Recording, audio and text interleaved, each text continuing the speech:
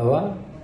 خۆشەویستێکمان هاتیە دەمەوێ خۆی بناسێنیتن باسی خۆی بکاو لە چەند دەرهاتی و چەند عملیات کردی و کوو بۆ با تەفاصیلی باس بکەم. السلام علیکم. لە کەلار هاتمەوە تەمەنم 30 ساڵە پێشمەرگەشم داوامەکەم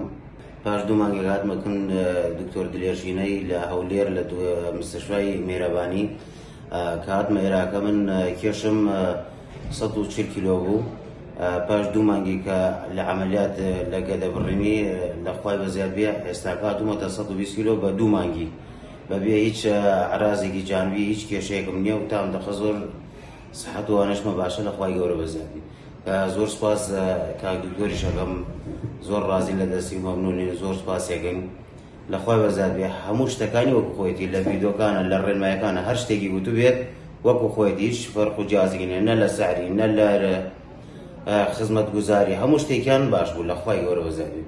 من لیان ڕازیم و خوای گەورە لیان ڕازبی و نەتیجە عملیاتەکەشم دیارە و ئیسپادەم لێ کردو لەو خوا بەزیاد بێ خوای گەورە لیان ڕازبی و ئەجر و پاداشتان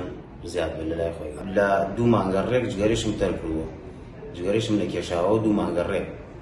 دەیشم بە جگەرە نەکێش نەبردووە بەخوای هەر خوای گەورەی تر کردیە سەبەب و عملیاتەکە بووە سەبەب تر دڵم بۆی نەچوو